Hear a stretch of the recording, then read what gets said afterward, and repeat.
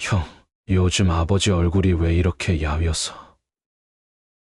밥은 제대로 챙겨드린 거 맞아? 에이나도 바쁜데 언제 하나하나 다 챙기냐. 가끔은 못 드실 수도 있지. 형, 근데 아버지 팔에 멍은 왜 이렇게 많아? 어디 부딪히셨어? 아, 그거. 아버지가 요즘 자꾸 넘어지시잖아. 치매 환자들 원래 다 그래.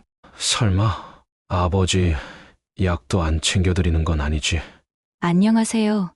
따뜻한 사연이 있는 곳, 정다운 사랑방입니다. 오늘은 형제 간의 믿음과 배신에 대한 이야기를 들고 왔습니다. 의사로서 매일 바쁘게 지내던 주인공이 당직 중에 아버지가 응급실에 실려왔다는 전화를 받으면서 이야기가 시작됩니다. 하지만 단순한 사고가 아니었습니다. 형이 이상한 행동과 감춰진 진실이 서서히 드러나기 시작했는데요. 끝내 밝혀진 진실 앞에서 주인공이 내린 선택은 무엇이었을까요?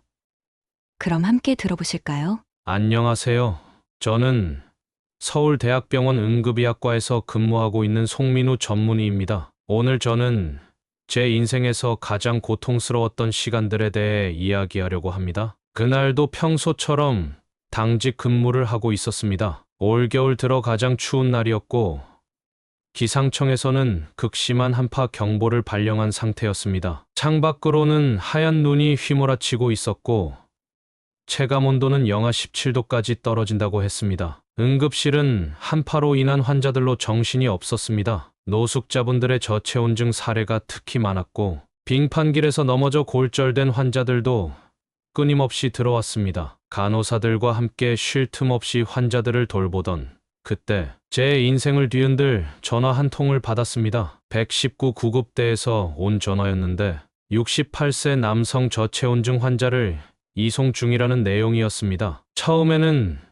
그저 수많은 응급 환자 중 한 분이려니 생각했습니다. 하지만 환자의 인적사항을 전달받는 순간 제 심장이 멎는 것 같았습니다. 그 환자는 다름 아닌 제 아버지였습니다. 구급대원의 설명으로는 아버지께서 난방이 꺼진 방에서 의식이 혼미한 채로 발견되셨다고 했습니다. 발견 당시 체온은 34도였고 심각한 저체온 상태였습니다. 아버지는 3년 전 초기 치매 진단을 받으신 후 큰형과 함께 살고 계셨습니다. 아버지가 도착하시기 전까지의 10분이 제 인생에서 가장 길게 느껴졌습니다. 머릿속이 하얘지면서 온갖 생각들이 스쳐 지나갔습니다. 일이 바쁘다는 핑계로 자주 찾아뵙지 못했던 죄책감, 형에게만 아버지를 맡긴 것에 대한 후회, 그리고 무엇보다 의사인 제가 아버지의 건강 상태를 제대로 챙기지 못했다는 자책감이 몰려왔습니다. 마침내 구급차가 도착했고 아버지는 들것에 실려 응급실로 들어오셨습니다. 창백한 얼굴로 누워 계신 아버지의 모습은 제가 평생 잊지 못할 광경이 되었습니다. 평생을 교단에 서시며 당당하고 위엄있게 학생들을 가르치시던 그 아버지가 이제는 한 치매 환자로서 병실 침대에 누워 계신 모습이었습니다. 신속하게 응급처치를 시작했습니다. 체온을 올리기 위한 수액을 투여하고 산소 포화도를 체크하면서 심전도 모니터링을 시작했습니다. 하지만 의사로서의 냉철한 판단과 아들로서의 감정 사이에서 제 마음은 계속해서 흔들렸습니다. 1시간쯤 지나 큰형이 병원에 도착했습니다. 그런데 이상했습니다. 형의 표정은 다급함도 걱정도 보이지 않았습니다. 오히려 피곤하고 짜증스러운 표정이었습니다. 더 충격적인 건 형이 아버지의 상태를 묻기도 전에 보험 서류를 먼저 찾기 시작했다는 것입니다. 그 순간 제 가슴에 불길한 예감이 들었습니다. 불안한 마음을 다잡고 아버지의 상태를 다시 확인했습니다. 그런데 아버지의 상태가 이상했습니다. 단순한 저체온증만이 아니었습니다. 영양실조 상태였고 전신에 멍 자국들이 눈에 띄었습니다. 옷은 땀과 소변으로 젖어 있었고 피부는 갈라져 있었습니다. 오랜 기간 제대로 된 씻기나 옷 갈아입히기가 이루어지지 않은 것이 분명했습니다. 이제 의심이 확신으로 바뀌었습니다. 아버지가 당한 것은 단순 사고가 아니었습니다. 누군가의 고의적인 학대일 가능성이 컸습니다. 아버지의 검사 결과는 예상보다 훨씬 더 심각했습니다. 혈액검사 수치는 모든 지표가 비정상이었고 탈수 증상과 알부민 수치 저하가 뚜렷했습니다. 특히 치매 치료제의 혈중 농도가 거의 검출되지 않았습니다. 이는 치매 약물이 최소 한 달 이상 투약되지 않았다는 증거였습니다. 전신 CT 촬영 결과는 더 충격적이었습니다. 여러 군데의 늑골 골절, 왼손 손목 골절, 치료받지 않은 미세 골절 흔적들이 보였습니다. 제가 수많은 낙상 사고를 다루어 왔기에 알고 있었습니다. 이런 골절은 단순히 넘어져서 생기는 상처가 아닙니다. 누군가의 폭력에 의해 생긴 상처라는 것을. 더욱 충격적이었던 것은 팔과 허벅지에 남아있는 주사 자국이었습니다. 병원에서 처방한 흔적이 아닌 불법 약물 투여의 흔적이었습니다. 이를 본 순간 제 손이 떨리기 시작했습니다. 아버지를 이렇게 만든 사람이 바로 내 형일지도 모른다는 의심이 머릿속에 박혔습니다. 혈액 검사에서는 또 다른 이상한 점이 발견되었습니다. 치매 치료제의 혈중 농도가 거의 검출되지 않았습니다. 3년 전 치매 진단 이후 꾸준히 복용해 오셨다는 약이 최소 한 달 이상 제대로 투여되지 않았다는 의미였습니다. 이것은 명백한 치료 방임이었습니다. 손톱과 발톱은 까맣게 변색되어 있었고 발가락 사이의 무좀은 이미 심각한 상태였습니다. 체중 기록을 확인해 보니 3개월 만에 12kg이나 감소해 있었습니다. 정상적인 식사가 제공되지 않았다는 것이 분명했습니다. 근육량도 심각하게 감소해 있었고 이로 인해 보행이 거의 불가능한 상태였습니다. 더욱 충격적인 것은 아버지의 몸 곳곳에서 발견된 주사 자국이었습니다. 팔과 허벅지에 여러 개의 주사 자국이 있었는데 이는 병원에서 처방받은 주사제의 흔적이 아니었습니다. 누군가가 불법적으로 약물을 투여했다는 의심이 들었습니다. 침대에 누워 계신 아버지의 모습은 더욱 안쓰러웠습니다. 의식은 있으셨지만 눈빛이 초점을 잃은 채 천장만 바라보고 계셨습니다. 간간히 불안한 듯 손을 떠시는 모습이 보였고 누군가 다가가면 움츠러드는 반응을 보이셨습니다. 명백한 학대 후유증의 증상이었습니다. 검사 결과를 정리하면서 화가 치밀어 올랐습니다. 이런 상태가 되도록 방치한 것은 단순한 실수나 무지가 아닌 의도적인 학대였음이 분명했습니다. 더구나 이런 상황을 모른 척 외면했던 제 자신이 너무나도 부끄러웠습니다. 형은 아버지의 상태를 설명을 듣는 동안 무표정한 얼굴로 휴대폰만 들여다보고 있었습니다. 오히려 검사가 너무 많이 진행된다며 불만스러운 태도를 보였고 보험 적용 여부만 계속해서 확인했습니다. 이런 형의 모습에서 불길한 예감이 들었습니다. 간호사들이 아버지의 체온을 측정하고 수액을 교체하는 동안 저는 마음을 다잡았습니다. 이제는 더 이상 눈 감아서는 안 되었습니다. 아버지를 이런 상태로 만든 진짜 이유를 밝혀내야 했고 책임자를 반드시 찾아내야 했습니다. 검사 결과지를 정리하면서 법적 증거로 활용할 수 있도록 모든 내용을 상세히 기록했습니다. 사진도 꼼꼼히 촬영했고 각종 검사 수치도 시간대별로 정리했습니다. 앞으로 벌어질 일들을 예상하며 만반의 준비를 해야 했습니다. 그날 밤 아버지의 병실을 지키며 이런 상황이 발생하기까지의 과정을 곰곰이 되짚어 보았습니다. 아버지를 중환자실로 옮기고 난 후 의무 기록을 자세히 살펴보기 시작했습니다. 초기 치매 진단 이후 아버지의 진료 기록을 확인하면서 심각한 문제점들이 하나둘씩 드러났습니다. 최근 6개월간 정기검진이 모두 누락되어 있었고 처방된 치매 치료제도 제대로 수령하지 않은 상태였습니다. 특히 눈에 띄었던 것은 처방 전 발행 기록이었습니다. 원래대로라면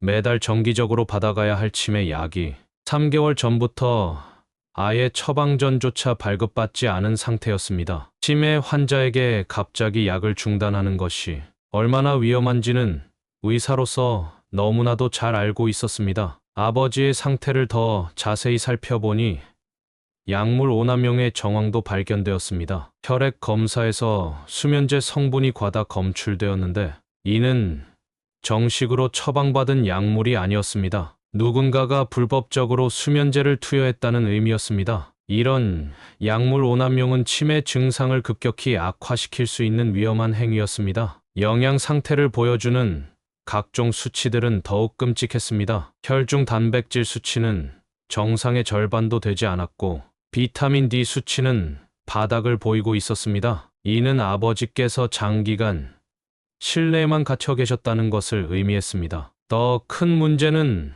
아버지의 몸 곳곳에서 발견된 상처들이었습니다. CT 스캔에서 발견된 늑골골절은 최소 3번 이상의 외상이 있었음을 보여주었고 팔과 다리의 멍 자국들은 명백한 물리적 폭력의 흔적이었습니다. 이런 상처들이 어떻게 생겼는지 누구도 제대로 된 설명을 하지 못했습니다. 욕창의 상태를 보고 더욱 분노가 치밀었습니다. 등과 엉덩이 부위의 욕창은 이미 3단계까지 진행되어 있었는데 이는 최소 한 달 이상 같은 자세로 방치되었다는 의미였습니다. 기본적인 체위 변경조차 이루어지지 않았던 것입니다. 체온 저하의 원인도 명백했습니다. 한파주의보가 발령된 날씨에 난방이 꺼진 방에 홀로 계셨다는 것은 의도적인 방치나 다름없었습니다. 게다가 발견 당시 입고 계셨던 옷은 한겨울에 입기에는 너무나도 얇은 것이었습니다. 아버지의 정신 상태도 심각했습니다. 원래는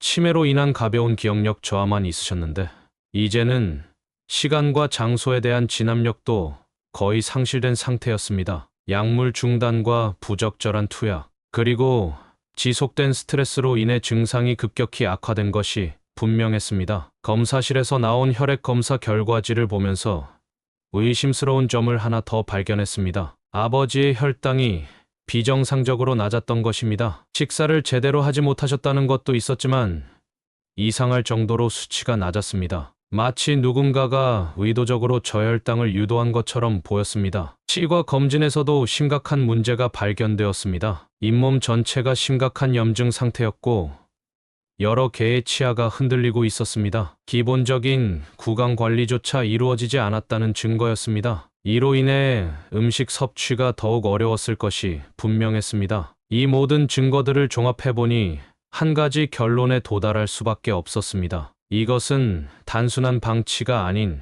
계획적이고 의도적인 학대였다는 것입니다. 그리고 이 모든 일이 제가 가장 신뢰했던 형의 집에서 일어났다는 사실이 저를 더욱 괴롭게 했습니다. 의사로서 그리고 아들로서 이 상황을 그냥 넘길 수는 없었습니다. 큰형이 보험 관련 서류들을 급하게 챙기는 모습을 보면서 불길한 예감이 들었습니다. 중환자실에 계신 아버지는 뒷전인 채 형은 보험사에 전화를 걸어 보험금 청구 가능 여부부터 확인하고 있었습니다. 의사인 제가 병실에서 나오자마자 형은 퇴원 수속을 서두르려 했습니다. 아버지의 상태가 위중한데도 형은 빨리 집으로 모시고 가야 한다며 안간힘을 썼습니다. 하지만 의료진의 동의 없이는 퇴원이 불가능했고 저는 주치의로서 퇴원을 강력히 반대했습니다. 그러자 형의 태도는 돌변했고 병원비가 너무 많이 나온다며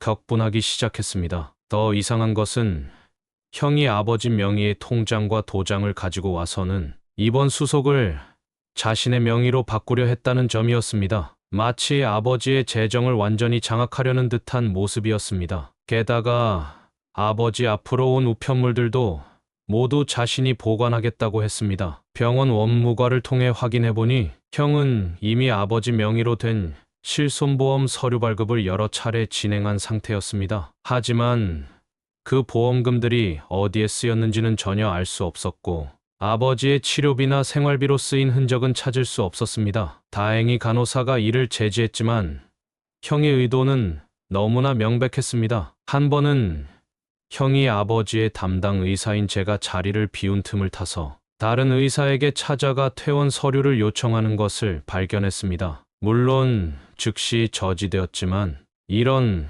행동들이 단순한 우연이 아니라는 것을 직감할 수 있었습니다. 아버지의 병실 옆 휴게실에서 형이 통화하는 내용을 우연히 듣게 되었는데 퇴원을 서두르는 와중에도 형은 보험사에 여러 번 연락을 취했고 심지어는 아버지의 상태가 나쁜 것이 병원 측의 책임이라며 소송을 거론하기도 했습니다. 이는 마치 보험금을 노린 계획적인 행동처럼 보였습니다. 이런 정황들을 지켜보면서 가슴이 무너져 내렸습니다. 제가 믿고 의지했던 형이 아버지를 돈벌이 수단으로만 여기고 있었다는 사실이 너무나도 고통스러웠습니다. 하지만 이것은 시작에 불과했고 더 큰 진실이 저를 기다리고 있었습니다. 중환자실 간호사들로부터 매우 심각한 보고를 받았습니다. 여러 명의 간호사들이 공통적으로 증언한 내용이었는데 면회 시간마다 형의 행동이 매우 이상했다는 것이었습니다. 아버지께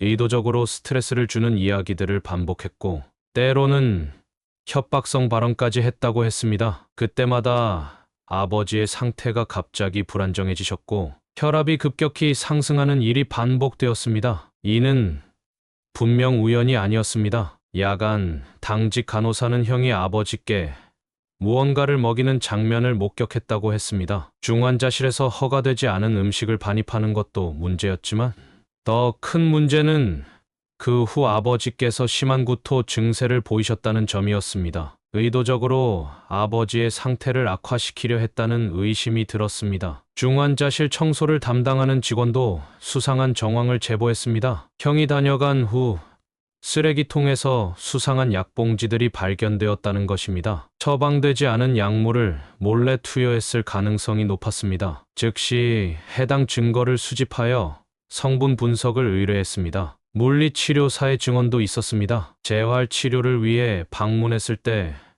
형이 아버지의 상태가 나쁘다며 치료를 거부했다고 합니다. 하지만 의료진이 판단하기에 아버지의 상태는 충분히 재활치료가 가능한 상황이었습니다. 의도적으로 아버지의 회복을 방해하려 했던 것입니다. 영양사도 비슷한 경험을 했습니다. 형이 아버지의 식사가 늘 거의 남아 있었고 식사하신 흔적이 아예 없을 때도 있었다고 합니다. 이는 환자의 회복을 심각하게 저해할 수 있는 행위였습니다. 원무과 직원들도 이상한 점을 발견했습니다. 형이 아버지 병원 진단서를 하루가 멀다 하고 떼어가는 수상한 행동을 반복했다는 것입니다. 약제과에서도 중요한 제보가 있었습니다. 형이 다른 환자의 처방전을 이용해 약물을 불법으로 구하려 한 시도가 있었다는 것입니다. 다행히 발각되어 미수에 그쳤지만 이는 심각한 불법 행위였습니다. 병원 직원들의 증언이 쌓여갈수록 형의 의도는 더욱 명확해졌습니다. 아버지의 회복을 방해하고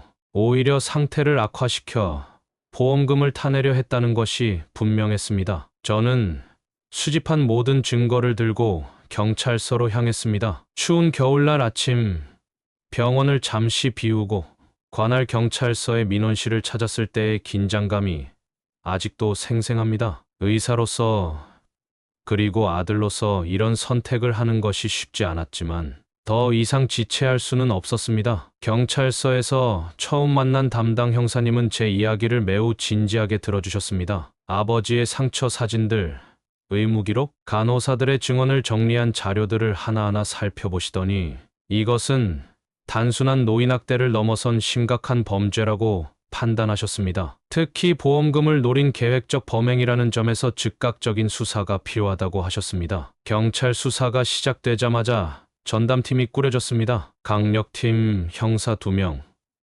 보험 사기 전담반 형사 1명, 그리고 노인학대 전문 수사관까지 배정되었습니다. 제가 제출한 증거들을 바탕으로 수사는 신속하게 진행되었고 형사님들은 이런 케이스를 맡아본 적이 없을 정도로 충격적이라고 하셨습니다. 진술서를 작성하는 과정은 무척이나 고통스러웠습니다. 아버지에 대한 형의 학대 행위를 하나하나 진술하면서 그동안 제가 얼마나 무관심했는지 다시 한번 깊이 반성하게 되었습니다. 형사님은 제 진술 하나하나를 꼼꼼히 기록하시면서 이런 결단이 쉽지 않았을 거라며 위로의 말씀도 해주셨습니다. 경찰은 즉시 병원 CCTV 영상 확보에 나섰습니다. 중환자실 복도, 면회객 출입구, 주차장 등 병원 내 모든 감시 카메라 영상이 압수수색 대상이 되었습니다. 다행히도 병원 측에서도 적극적으로 협조해 주셨고 형이 수상한 행적들이 담긴 영상들을 빠르게 확보할 수 있었습니다. 진술 도중 가장 힘들었던 순간은 형의 학대 행위를 시간 순서대로 정리하는 과정이었습니다. 언제부터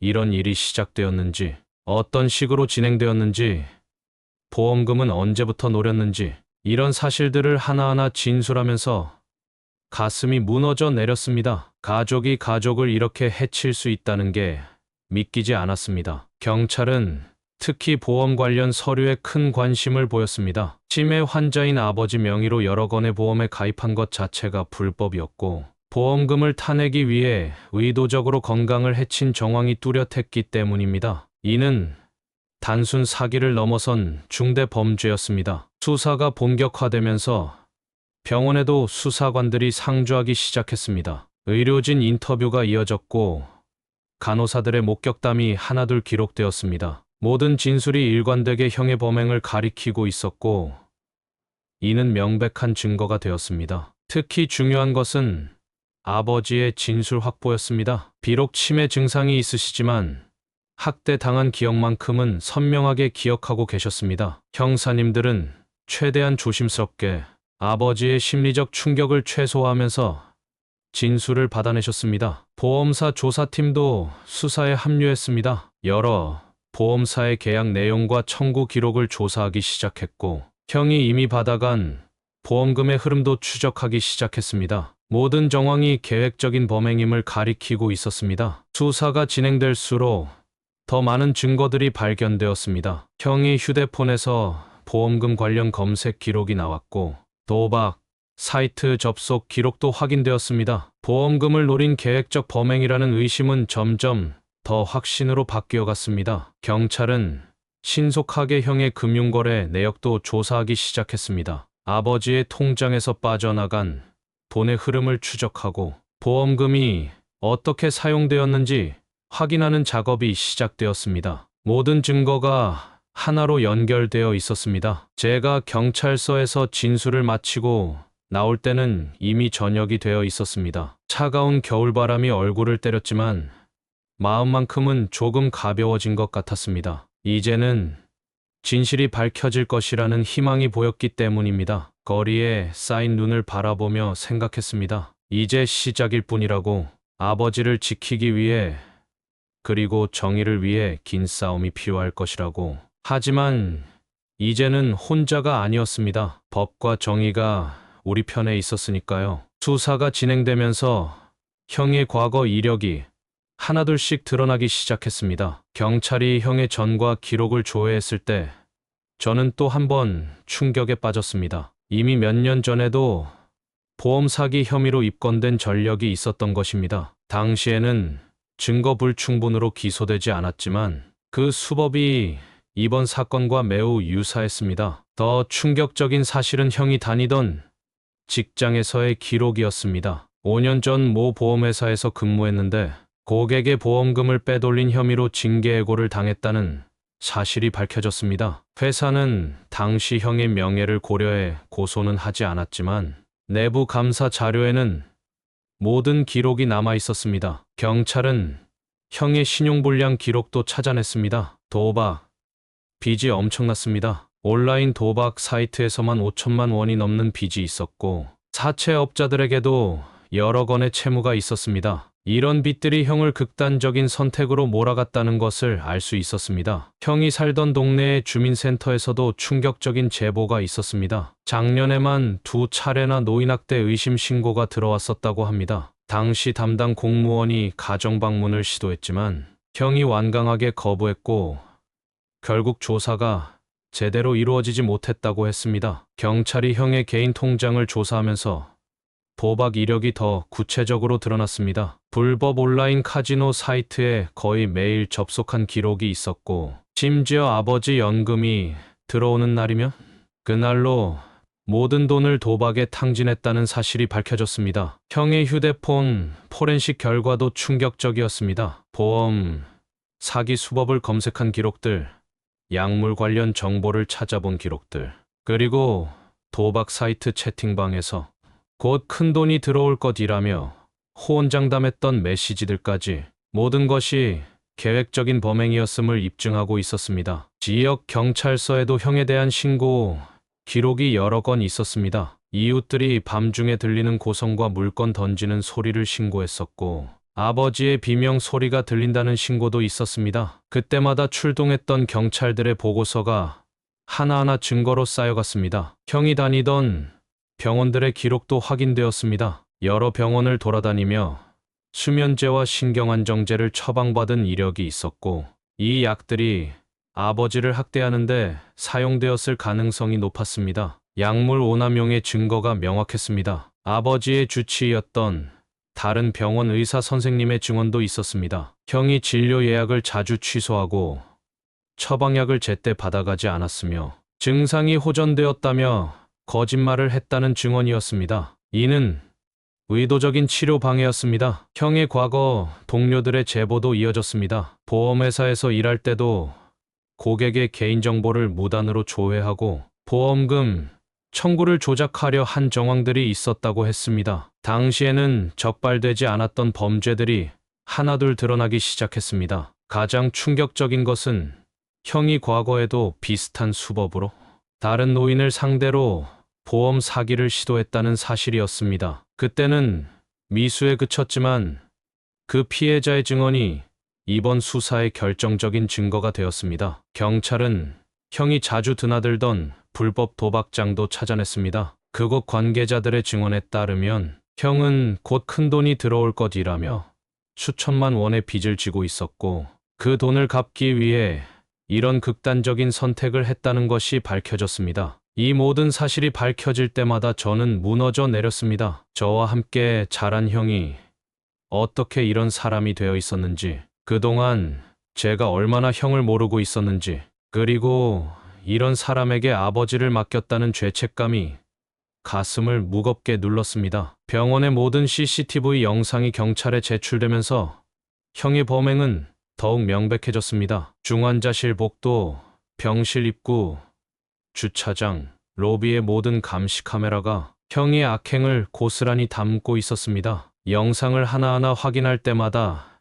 제 심장은 무너져 내렸습니다. 가장 충격적이었던 것은 중환자실 면회 시간의 영상이었습니다. 간호사들이 자리를 비운 틈을 타서 형이 아버지의 수액을 조작하는 장면이 선명하게 찍혀 있었습니다. 수액 주입 속도를 의도적으로 높이거나 낮추는 등 명백한 범죄 행위였습니다. 야간 CCTV는 더욱 충격적인 장면을 담고 있었습니다. 면회 시간이 한참 지난 새벽에 형이 몰래 병실에 들어와 아버지께 무언가를 먹이는 장면이 포착되었습니다. 주차장 CCTV에서는 형이 수상한 가방을 들고 자주 드나드는 모습이 발견되었습니다. 특히 야간에 몰래 들어오려다가 보안요원에게 제지당하는 장면도 있었습니다. 그 가방에는 나중에 발견된 불법 약물들이 들어있었을 것이라고 경찰은 추정했습니다. 병원 로비의 카메라는 형이 여러 보험사 직원들과 만나는 장면을 포착했습니다. 아버지의 상태가 악화된 것처럼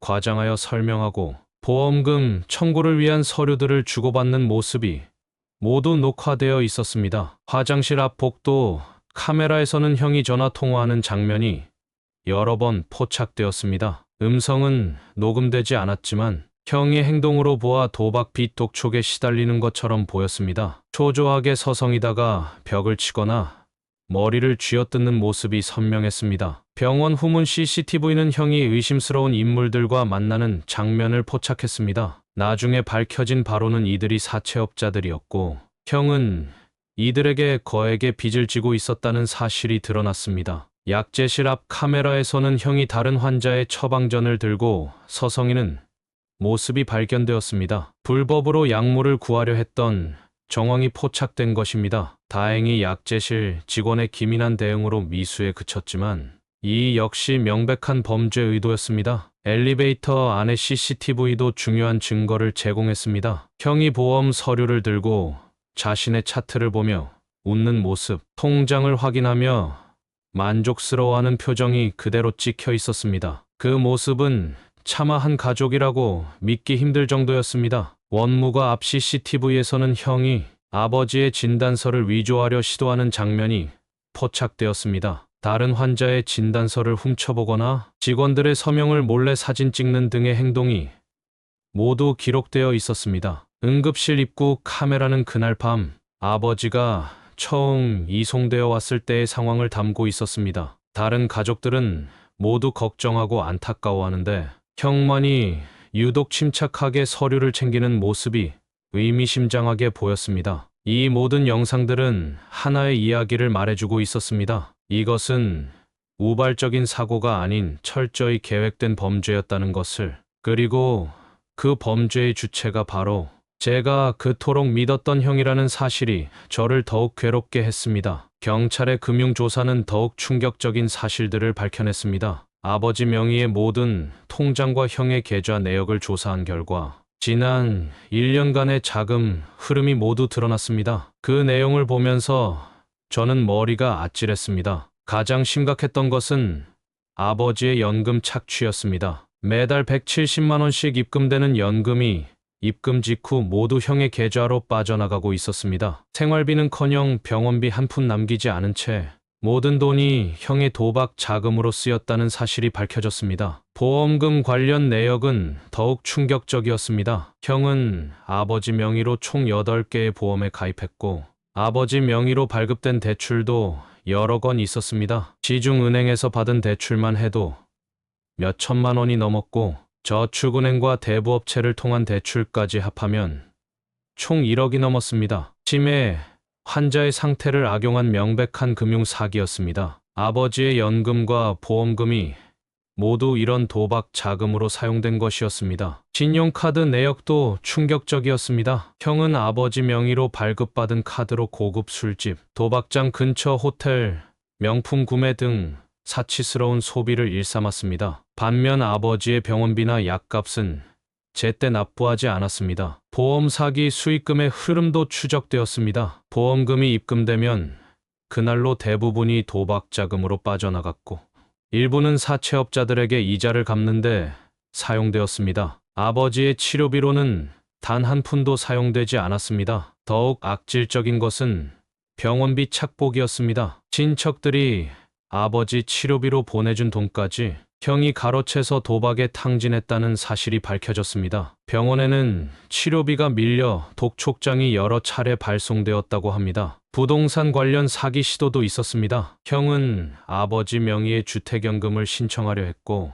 심지어 아버지 소유의 작은 농가를 몰래 담보대출에 넣으려 한 정황도 발견되었습니다. 다행히 은행의 철저한 심사로 미수에 그쳤습니다. 계좌 거래 내역을 분석하면서 또 하나의 충격적인 사실이 발견되었습니다. 형이 아버지의 투약을 방해하고 건강을 해치는데 사용한 불법 약물 구매 내역도 있었던 것입니다. 이는 고의적인 건강 악화를 입증하는 결정적 증거가 되었습니다. 변호사는 이 모든 증거들이 법정에서 결정적인 역할을 할 것이라고 했습니다. 저는 그저 이 악몽 같은 현실이 하루빨리 끝나기만을 바랐습니다. 마침내 형의 체포 영장이 발부되었습니다. 한겨울 새벽, 경찰은 도박장 근처의 모텔에서 형을 전격 체포했습니다. 체포 당시 형의 수중에는 아버지 명의의 보험 서류와 통장들이 가득했고 불법 약물로 추정되는 물품들도 발견되었습니다. 체포 순간의 형의 모습은 제가 알던 형이 아니었습니다. 도박과 범죄로 망가진 형은 마치 다른 사람처럼 보였습니다. 처음에는 모든 것을 부인하며 소리를 지르고 난동을 부렸지만 경찰이 증거들을 하나씩 제시하자 급격히 태도가 변했습니다. 구속 전 피의자 신문에서 형은 결국 모든 범행을 시인했습니다. 도박, 빚 때문에 궁지에 몰렸고 보험금을 노리고 이런 일을 저질렀다고 했습니다. 아버지를 해치려 했다는 사실을 담담하게 인정하는 형의 모습에 저는 경악을 금치 못했습니다. 검찰은 즉시 구속영장을 청구했고 법원은 증거인멸과 도주 우려가 있다며 영장을 발부했습니다. 형은 구치소로 이송되었고 그곳에서 재판을 기다리게 되었습니다. 한 가족이었던 사람이 차가운 철창 속으로 들어가는 모습을 지켜보는 일은 너무나 고통스러웠습니다. 조사가 진행될수록 더 많은 사실들이 드러났습니다. 형은 범행 초기부터 치밀한 계획을 세웠다고 했습니다. 아버지의 치매 진단을 이용해 보험에 가입하고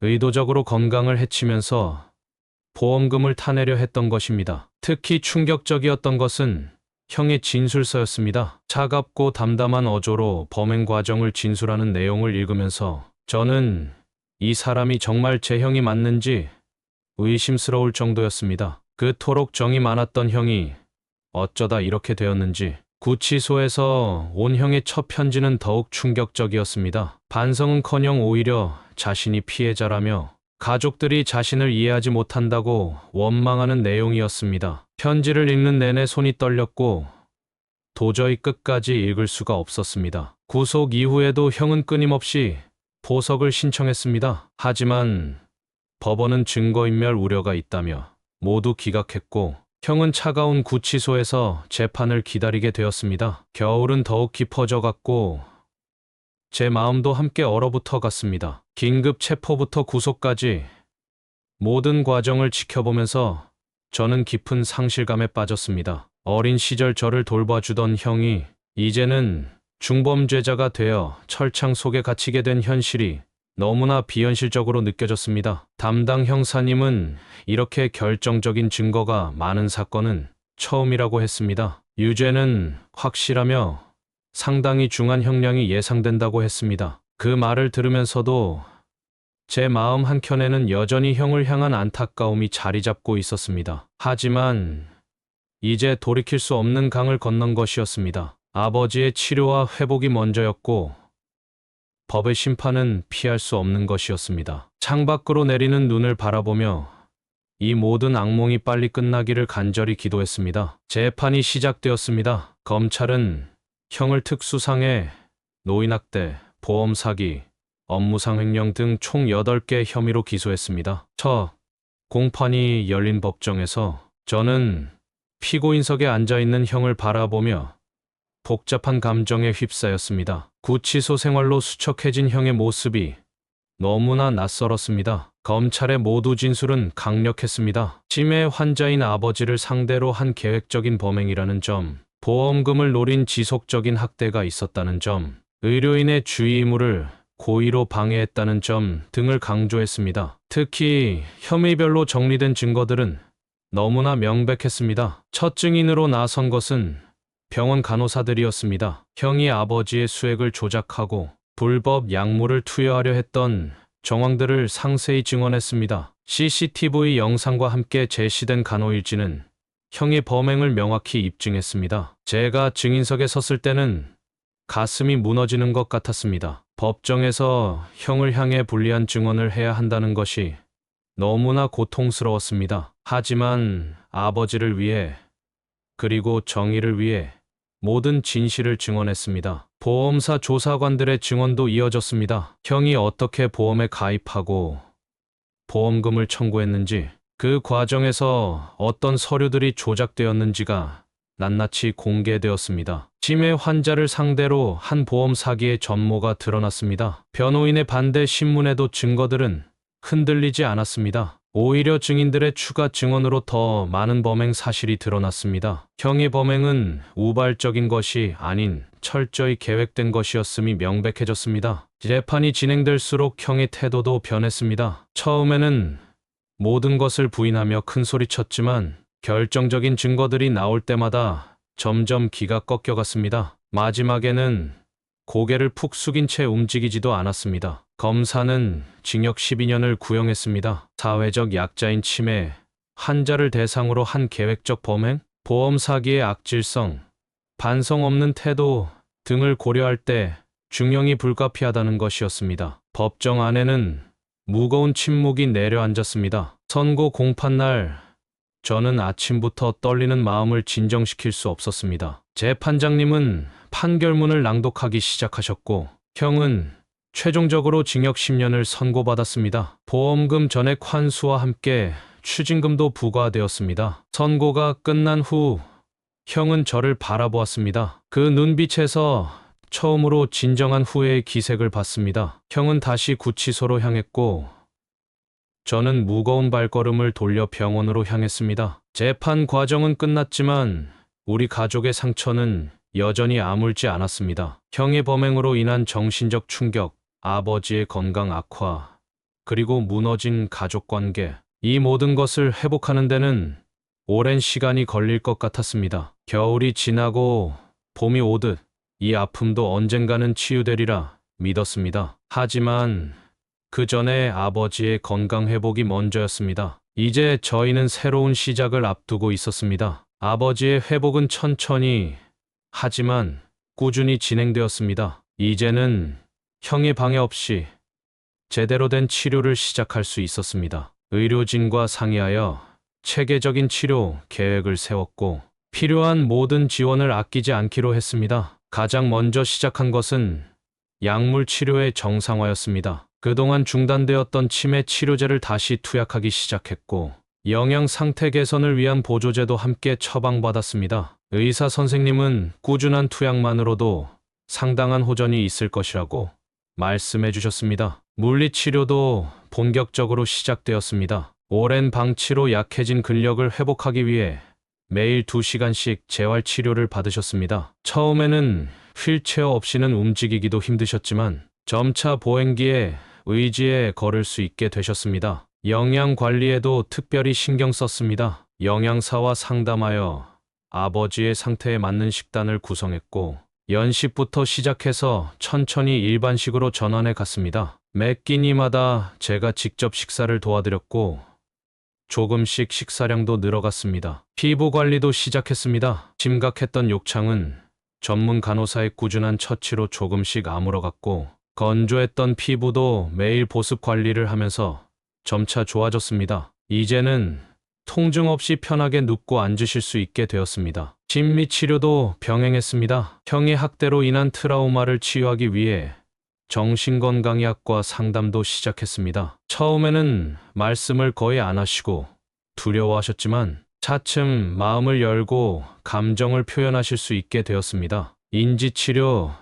프로그램도 참여하기 시작했습니다. 간단한 퍼즐이나 그림 그리기부터 시작해서 점차 더 복잡한 활동들로 확장해 나갔습니다. 치매 증상도 약물 치료와 함께 조금씩 호전되는 모습을 보였습니다. 야외 활동도 조심스럽게 시작했습니다. 처음에는 병원 정원을 산책하는 것부터 시작했고 날씨가 좋은 날에는 휠체어를 타고 병원 근처 공원까지 나들이를 가기도 했습니다. 햇볕을 쬐니 얼굴에 조금씩 혈색이 돌아오셨습니다. 언어치료사의 도움도 받았습니다. 그동안 위축되어 말씀이 거의 없으셨는데 꾸준한 치료로 조금씩 대화가 가능해지셨습니다. 특히 옛날 이야기를 하실 때면 드물게 미소도 보이셨습니다. 간병인도 새로 고용했습니다. 이번에는 전문 자격을 갖춘 분을 신중하게 선택했고 스문의 시간 교대 근무로 아버지를 돌봐드리게 했습니다. 덕분에 기본적인 일상생활이 훨씬 편안해지셨습니다. 치료가 진행될수록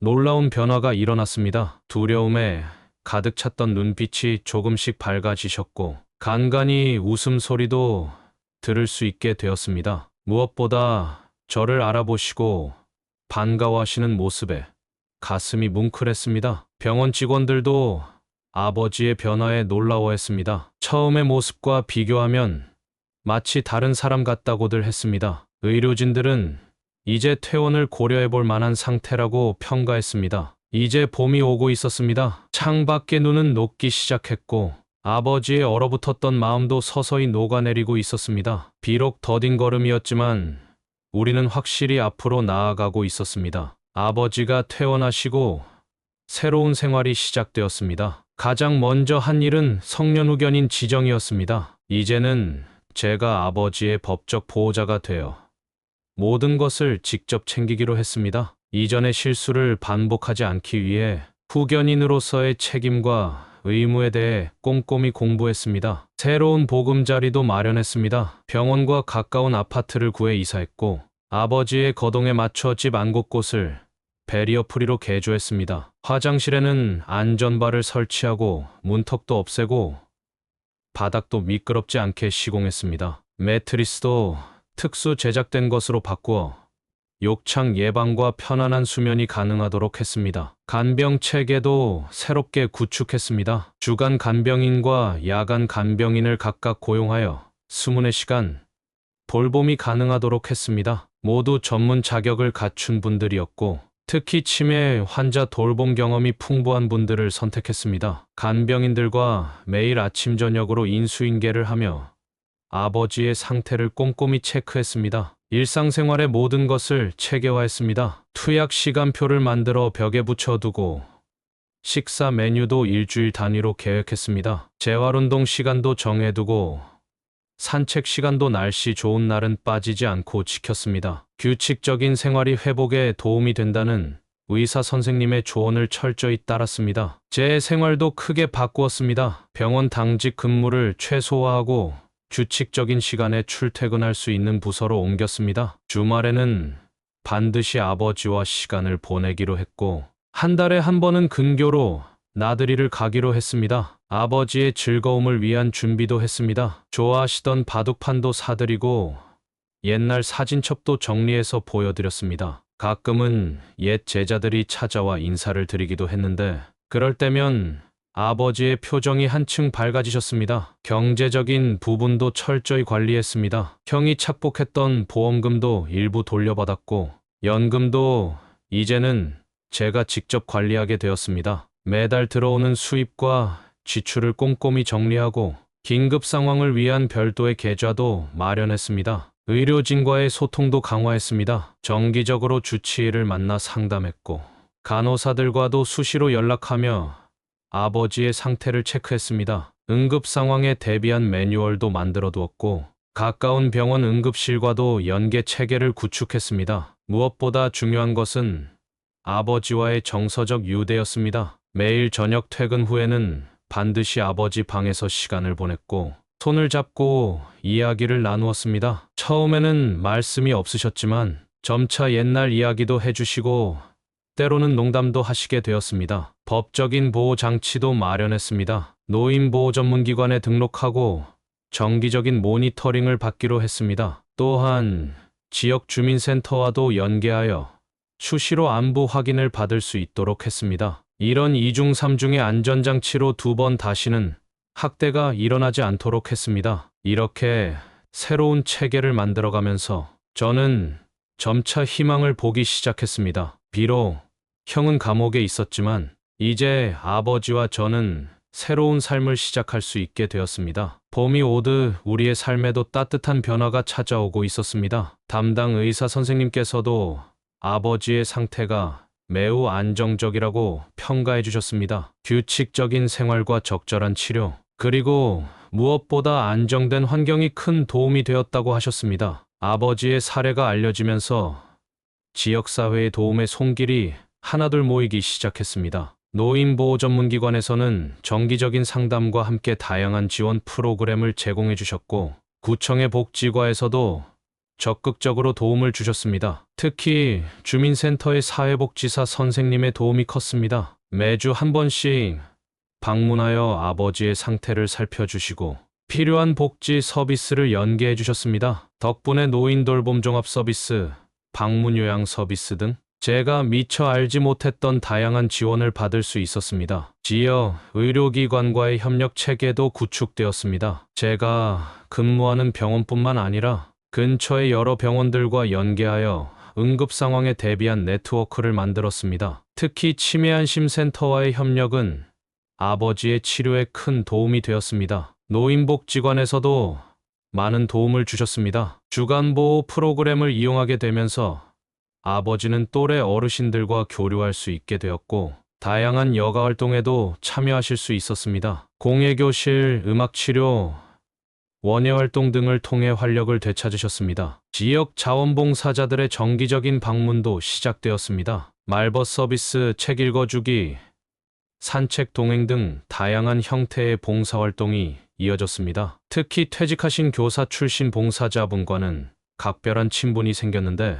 같은 교직 경험을 나누며 많은 대화를 나누셨습니다. 치매지원센터의 가족교육 프로그램도 큰 도움이 되었습니다. 치매 환자를 돌보는 방법, 응급상황 대처법, 스트레스 관리법 등을 배우면서 저 역시 많이 성장할 수 있었습니다. 같은 상황의 다른 가족들과 경험을 나누며 위로와 용기를 얻었습니다. 구청에서 지원하는 주거환경 개선 사업의 혜택도 받았습니다. 미끄럼 방지 매트, 안전 손잡이 설치, 문턱 제거 등 집안 곳곳을 아버지가 생활하기 편한 공간으로 바꿀 수 있었습니다. 전문가의 조언을 받아 조명도 밝게 교체했습니다. 방문 간호 서비스도 정기적으로 받게 되었습니다. 전문 간호사가 주 2회 방문하여 기본적인 건강 체크와 함께 전문적인 간호 서비스를 제공해 주셨습니다. 욕창 관리, 투약 지도, 영양 관리 등을 꼼꼼히 챙겨주셨습니다. 무엇보다 감사했던 것은 이웃들의 따뜻한 관심이었습니다. 아파트 경비원 아저씨께서는 아버지의 산책 시간이면 늘 반갑게 인사를 건네주셨고, 슈퍼마켓 주인 아주머니는 항상 좋은 과일을 골라주셨습니다. 이런 작은 친절들이 모여 큰 위로가 되었습니다. 지역 신문에서 우리의 이야기를 다루면서 노인학대 예방의 중요성을 알리는 계기가 되기도 했습니다. 많은 분들이 관심을 가져주셨고, 비슷한 상황에 처한 다른 가정들에게도 도움이 되었다고 합니다. 경찰서에서도 정기적으로 연락이 왔습니다. 노인학대 전담 경찰관이 한 달에 한 번씩 방문하여 안부를 확인하고 혹시 모를 위험 상황을 예방하는데 도움을 주셨습니다. 든든한 보호막이 되어주셨습니다. 이런 지역사회의 관심과 지원 덕분에 아버지의 일상은 더욱 풍성해졌고 저 역시 큰 힘을 얻을 수 있었습니다. 혼자가 아닌 함께하는 돌봄의 가치를 깊이 느낄 수 있었습니다. 이번 일을 겪으면서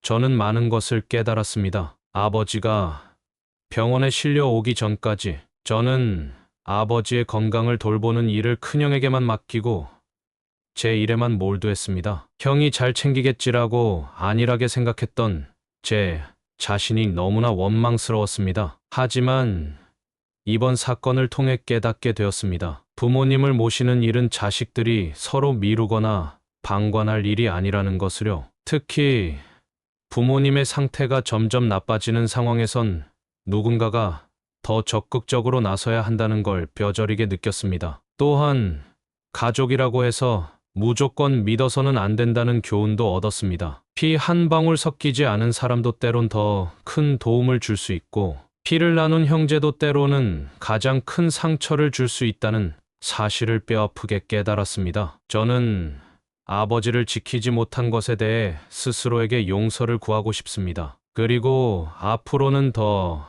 이상 그 책임을 회피하지 않을 것입니다. 이제 저는 아버지의 보호자이자 후견인으로서 아버지의 곁을 지킬 것입니다. 아버지의 얼굴에 미소가 돌아왔습니다. 그것만으로도 제겐 더없이 큰 위로가 됩니다. 예전에 강인하고 위험 있던 모습으로 완전히 돌아오시진 못했지만 지금의 아버지는 분명 예전보다 더 평온하고 행복해 보입니다. 매일매일이 감사의 연속입니다. 이제는 우리 가족에게도 따뜻한 봄이 찾아오고 있습니다. 아버지는 매일 조금씩 더 나아지고 계십니다. 때로는 제 손을 잡고 예전처럼 바둑 한 판을 두기도 하고 동네 어르신들과 수다를 나누며 웃기도 하십니다. 간병인과 함께 요리 프로그램을 보시며 새로운 음식을 드셔보려 하시기도 하고 산책을 하면서 봄꽃의 향기에 감탄하기도 하십니다. 이 모든 변화가 너무나 소중합니다. 저는 더 이상 후회하지 않기로 했습니다. 후회와 자책보다는 아버지와 함께 보낼 앞으로의 시간을 더 소중히 여기기로 마음먹었습니다. 미래에 대해 묻는다면 이제는 희망이 있다고 말할 수 있습니다. 예전에는 하루하루가 고통이었고 내일이 더 두려웠지만 지금은 다릅니다. 아버지를 위해 매일 더 나은 삶을 만들어가고 있으니까요. 부디 이 이야기를 들으신 분들께서도 부모님의 건강과 행복에 조금 더 관심을 가져주시길 부탁드립니다. 때로는 작은 관심과 배려만으로도 부모님의 삶이 완전히 바뀔 수 있습니다. 부모님께서 평생을 바쳐 우리를 키워주셨듯 이제는 우리가 부모님의 평온한 노후를 지킬 차례입니다. 따뜻한 봄날이 오듯 우리 삶에도 새로운 희망이 찾아오길 간절히 바랍니다. 아버지가 이 모든 고통을 견뎌내셨던 것처럼 우리도 삶의 고난을 이겨내고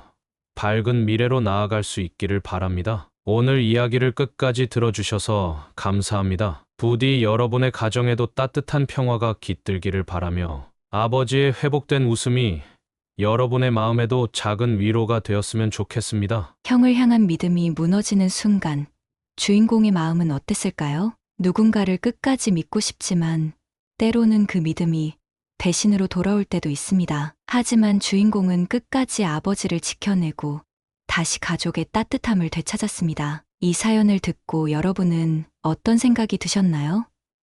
여러분의 의견과 응원의 댓글을 남겨주세요. 정다운 사랑방은 앞으로도 더 따뜻하고 진심 어린 사연들로 여러분을 찾아뵙겠습니다. 구독과 좋아요, 그리고 알림 설정까지 부탁드릴게요. 여러분의 응원이 저희에겐 큰 힘이 됩니다. 다음 이야기로 또 인사드리겠습니다. 감사합니다.